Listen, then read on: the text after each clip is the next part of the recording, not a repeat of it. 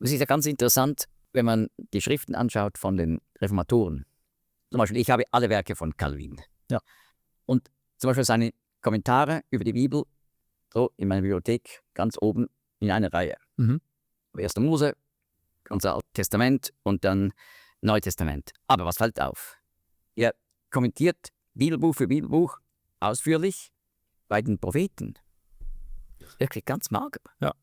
Und im Neuen Testament, Matthäus, Markus, Lukas bis Judas. Kein Kommentar zur Offenbarung. Ah, okay. Ja, aber das zeigt etwas an. Die Reformatoren, die sind erwacht im Blick auf die Grundlagen des Evangeliums. Wie wird ein Mensch errettet? Ja. Durch Glauben allein, ohne Werke. Und im 19. Jahrhundert kam das Erwachen im Blick auf das prophetische Wort. Man hat plötzlich gemerkt, ja, aber ganz viele Teile haben die Reformatoren noch vernachlässigt. Das waren Pioniere. Man konnte nicht alles neu entdecken. Die haben diese Grundlagen des Evangeliums entdeckt, aber das Wort ist noch mehr.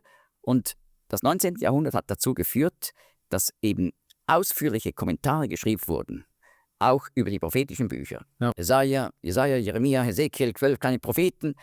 Und da hat man diese Zusammenhänge neu entdeckt und hat eben auch wieder neu entdeckt die Wahrheit unter anderem die Wahrheit der Entrückung.